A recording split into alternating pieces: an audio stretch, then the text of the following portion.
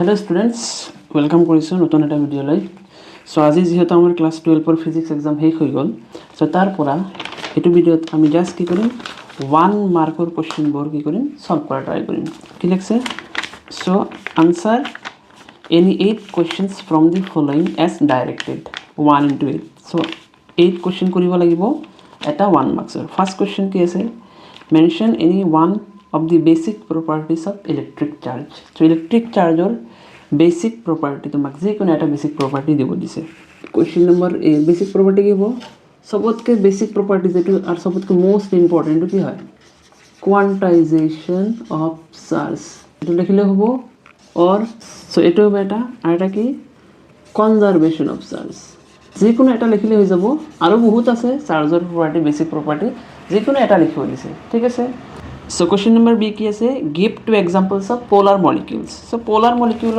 example দুটা দিব দিছে polar molecule কি হয় HCl আৰু কি হ'ব H2O আৰু কি আছিল NH3 এবিলা কি হয় polar molecule যিকোনো দুটা লিখিলে তোমাৰ 1 মাৰ্কস হৈ যাব হাফ হাফ কি আছিল question number C কি আছে to derive a device of power P and voltage V the power wastage in the connecting wire is proportional to এটা আমি ফর্মুলা আমি জানো ঠিক আছে VIP ঠিক আছে তুমি যদি মোৰ চেনেলত যোৱা এটো মই ট্ৰিক শিকাইছিলো যে তুমি পাৱাৰৰ ফৰ্মুলাটো কেনেকৈ মনত ৰাখিবা BIP এতিয়া তুমি ইয়াত কি কৰিব লাগে কানেক্টিং ওয়্যাৰত কি পাৱাৰ ওয়েস্টেজ তো আমাৰ ৰেজিস্ট্যান্স টাৰ্মসটো আনিব লাগিব এতিয়া আমি জানো V কি হয় IR হয় তো ইয়াৰ পৰা আমাক ৰেজিস্ট্যান্স আনিব লাগে তো আমি কি লিখিম I কি লিখিব V/R আর I V/R যদি ইয়াত পুট কৰা আলটিমেটলি কি হ'ব V square by R equal to P তো পাওয়ার একটা ফর্মুলা হবো আর ইয়াত যদি ভালকে চোৱা P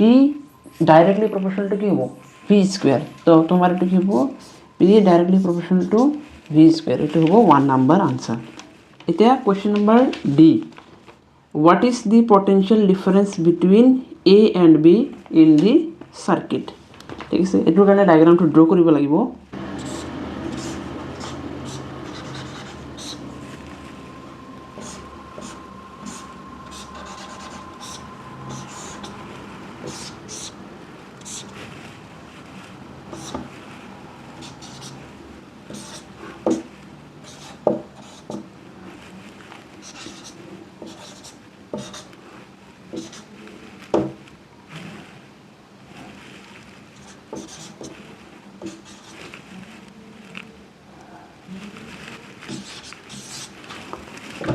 সো এটো হল আমাৰ ডায়াগ্ৰাম এটা কি কৰিব লাগে ডি নম্বৰ কোশ্চেনত এ আৰু বি ৰ মাজত পটেনশিয়াল ডিফাৰেন্স কিমান এটো ওলাব লাগে সো এটো কোৰ কোশ্চেন হয় এটো কম্বিনেশন অফ সেলৰ কোশ্চেন হয় কম্বিনেশন অফ সেল কেনেকুৱা কম্বিনেশন প্যাৰালেল কম্বিনেশন তো তুমি যদি ভালকে চোৱা প্যাৰালেল কম্বিনেশন এই ৰেজিস্ট্যান্স আৰু এটো ৰেজিস্ট্যান্স কি আছে প্যাৰালেল আছে তুমি ফাৰ্স্ট কি ওলাই লও ইকুইভ্যালেন্ট ৰেজিস্ট্যান্স টু ওলাই লও ইকুইভ্যালেন্ট ৰেজিস্ট্যান্সৰ ফৰ্মুলা কি আছিল 1/R ইকুইভ্যালেন্ট দুটা ৰেজিস্ট্যান্স আছে সো 1/R1 plus 1/R2 ভয় দিয়া 1/R1 মানে 1 plus 1/R2 মানে 0.5 হ'ব ইয়াত যেটো কাম কৰো 1 plus এটো 10/5 কৰিলো মানে 0.5 ৰ পৰা 10 নম্বৰ ওপৰত গল আৰু কি ডেসিমেল তো আমি এৰাই দিছো জাস্ট ডিভাইড বাই 5 তো 5 plus কি হ'ব 10 15/5 15/5 এটা কি হ'ব এটো 1/R ইকুইভ্যালেন্ট হল 15/5 আলটিমেটলি R ইকুইভ্যালেন্ট কি হইব এটো কি হইব 15/5 মানে 3 তার ইকুইভ্যালেন্ট কি হইব 1/3 ওহম R ইকুইভ্যালেন্ট কি হইব 1/3 ওহম এটা দেখা E ইকুইভ্যালেন্ট এটা তোমার এটো কোশ্চেন করার কারণে তোমাক জানবা লাগবে কম্বিনেশন অফ কি সেল প্যারালাল কম্বিনেশন জানবা লাগবে ফর্মুলা আমার ডাইরেক্ট ফর্মুলা আছে E1/R1 plus E2/R2 into R equivalent এটো ফর্মুলা তুমি যেতিয়া বহাই দিবা তুমি ফাইনাল আনসারটো পাই যাবা সো ফাইনাল আনসার যেতিয়া তুমি এইবিলাক ভ্যালু পুট কৰিবা এটো আহিব 8 ভোল্ট ঠিক আছে এটো হ'ব 8 ভোল্ট নেক্সট কোশ্চেনটো চাও আমি এটা কোশ্চেন আছে what do you mean by current sensitivity of a galvanometer galvanometer current sensitivity মানে কি তো current sensitivity মানে কি deflection per unit current deflection per unit current is known as current sensitivity যদি voltage sensitivity আইল হয় কি লিখিল হয় ডিফ্লেকশন পার ইউনিট ভোল্টেজ মানে কারেন্ট হলে কারেন্ট তলত হ'ব, ভোল্টেজ হলে ভোল্টেজ তলত হ'ব, ওপৰত থাকিব ডিফ্লেকশন। নেক্সট কুৱেশ্যন আছে কি the phenomena of perfect diamagnetism in super conductor is call. এইটো ডাইৰেক্ট কুৱেশ্যন, মেজনাৰ ইফেক্ট পৰিছা, চ' মেজনাৰ ইফেক্ট হয় এইটো কুৱেশ্যনটো হ'ব আনচাৰ। কুৱেশ্যন নম্বৰ যি কি আছে at resonant frequency the total impedance of a series LCR circuit is. So LCR সাৰ্কিটত ইম্পিডেন্সৰ ফৰ্মুলা কি হয় Z equal to R square plus XL minus XC whole square. আৰু যেতিয়া ৰেজনেন্স হয়, ঠিক আছে, এইবিলাক টপিক মই ইম্পৰ্টেণ্টত দিছিলোঁ আৰু আহিছে লেখা। ৰেজনেন্স হোৱা মানে কি XL ইকুৱেল টু XC হ'ব, আৰু যেতিয়া XL ইকুৱেল টু XC ইয়াত বহাম তো আল্টিমেটলি Z ইকুৱেল টু কাৰ সমান হ'ব, ৰেজিষ্টেন্সৰ সমান হ'ব। তো LCR সাৰ্কিটৰ ৰেজিষ্টেন্স বা ইম্পিডেন্স কাৰ সমান, ৰেজিষ্টেন্সৰ সমান, এইটো হ'ব আনসাৰ। Question number 8 কি আছে a bar magnet is brought near a coil as shown in the figure. What would be the direction of induced current in the coil if you look at the coil from side of the magnet? So ধুনীয়া এটা question, লেঞ্জেছ ল'ৰ পৰা question দিছে। ডায়েগ্ৰামটো draw কৰি লওঁ। H number এটা কি আছে নেকি, কয়েল আছে, কয়েল আছে। এই কয়েলৰ কি কৰি আছোঁ, ওচৰত আমি এই বাৰ মেগনেটটো নৰ্থ পল এনেকৈ লৈ গৈ আছোঁ। চ' একৰ্ডিং টু লেঞ্জেছ ল'ম কি কৰিছোঁ যে ইনডিউচ EMF বা কাৰেণ্ট এনেকৈ প্ৰডিউচ হ'ব যিটো কি কৰিব, ইয়াক অপ'জ কৰিব। কাৰণ ই যোৱাৰ কাৰণে কি হ'ব, মেগনেটিক ফিল্ড চেঞ্জ হ'ব, তাৰ কাৰণে ইনডিউচ EMF বা কাৰেণ্ট প্ৰডিউচ হ'ব। আৰু ইয়াকে কি কৰে একৰ্ডিং টু লেঞ্জেছ ল যে যাৰ কাৰণে ইনডিউচ EMF প্ৰডিউচ হয় তাকে অপ'জ কৰিব। সেইখিনি নৰ্থ পল গৈ আছে, আল্টিমেটলি এইটো কি হিচাপে বিহেভ কৰিব, নৰ্থ পল হিচাপে বিহেভ কৰিব। আৰু নৰ্থ পল হিচাপে বিহেভ কৰিলে যে এইবিলাক ইয়াৰ পৰা এটা এটা এৰো দিয়া আৰু ইয়াৰ তলত এটা এৰো দিয়া, তো ইয়াৰ পৰা মিলাই এনেকৈ ওপৰত এইটো তলত আছে, তলত এনেকৈ হৈ আছে কি না। আৰু এইটো কি ক্লক ৱাইজ নে anti clock wise, anti clock wise. তো কাৰেণ্ট কি হ'ব, এণ্টি ক্লক ৱাইজ ডাইৰেকশ্যনত ইনডিউচ হ'ব এই কয়েলত। নেক্সট কুৱেশ্যন আছে I number the critical angles for glass, water and diamond are theta G, theta W and theta D respectively. Arrange the angles in descending order. So glass, water আৰু diamond দিয়া আছে, সিহঁতৰ refractive index দিয়া আছে। এতিয়া কৈছে যে থিটা জি, থিটা ডাব্লিউ আৰু থিটা ডি যদি সিহঁতৰ ক্ৰিটিকেল এংগেল হয় তেতিয়া সিহঁতক ডিচেণ্ডিং অৰ্ডাৰত এৰেঞ্জ কৰা। ডিচেণ্ডিং অৰ্ডাৰ মানে ডিক্ৰিজিং অৰ্ডাৰ, লাহে লাহে যাতে ভেলুটো কমি যায়। চ' এইটো আমি কুৱেশ্যনটো চাওঁ। চ' আমি জানো refractive index of the dancer medium কি হয়, 1/sin IC। তোমালোকে এইটো ফৰ্মুলাটো মুখস্থ থাকিব লাগিব।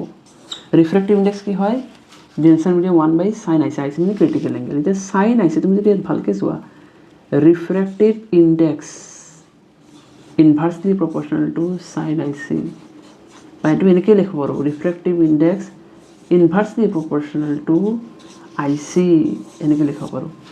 চ' তাৰ মানে ৰিফ্ৰেক্টিভ ইণ্ডেক্স চবতকৈ মেক্সিমাম যাৰ হ'ব তাৰ ক্ৰিটিকেল এংগেল মিনিমাম হ'ব। তো ৰিফ্ৰেক্টিভ ইণ্ডেক্স মেক্সিমাম কাৰ, মেক্সিমাম ডায়মণ্ডৰ, তো ইয়াৰ ক্ৰিটিকেল এংগেল কি হ'ব, মিনিমাম হ'ব। ঠিক আছে, আমাৰ মিনিমাম ৰিফ্ৰেক্টিভ ইণ্ডেক্স কাৰ, মিনিমাম হয় আমাৰ ৱাটাৰৰ, ৱাটাৰ ৰিফ্ৰেক্টিভ ইণ্ডেক্স মিনিমাম 1.33, তাৰ ক্ৰিটিকেল এংগেল কি হ'ব, মেক্সিমাম হ'ব।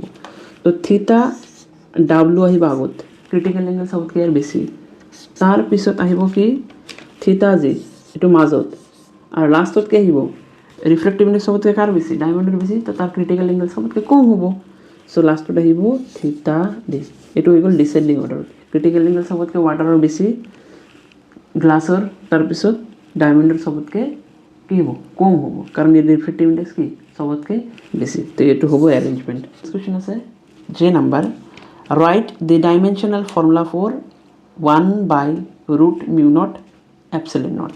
এইটো ডাইৰেক্ট কুৱেশ্যন হয়। আমি কি জানো যে নাম্বাৰ, ঠিক আছে, আমি কি জানো চি ইকুৱেল টু 1/μ0 এপচিলন নট। তো 1/μ0ৰ যিটো ডাইমেনশ্যন হ'ব এইটো চি ডাইমেনশ্যন সমান হ'ব কি না।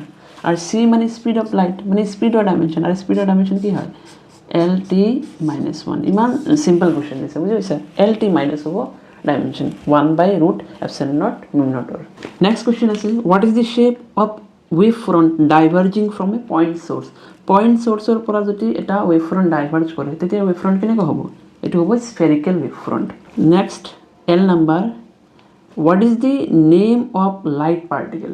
লাইট পাৰ্টিকেলৰ নেম কি, what physical quantity determines the energy of a light particle. এতিয়া লাইট পাৰ্টিকেল কাক কয়? তো লাইট পাৰ্টিকেল কয় ফোটনক, ঠিক আছে।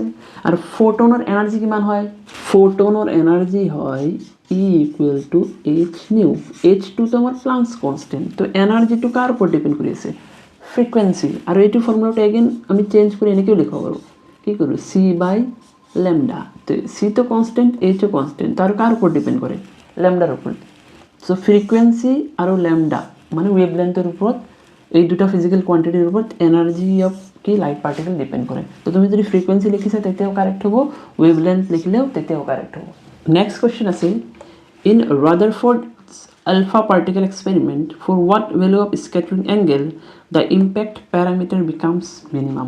স্ক্যাটারিং অ্যাঙ্গেল কোনটো ভ্যালুত ইম্প্যাক্ট প্যারামিটার মিনিমাম হবো। ইম্প্যাক্ট প্যারামিটার মানে কি জানা? তোমার এটম নিউক্লিয়াস, তো এটা জাস্ট এনেকৈ লাইন ড্ৰ কৰিছোঁ। এতিয়া যে আলফা পাৰ্টিকেল ধৰা এনেকৈ গ'ল, এই ডিষ্টেঞ্চটো আমাৰ কি হয়?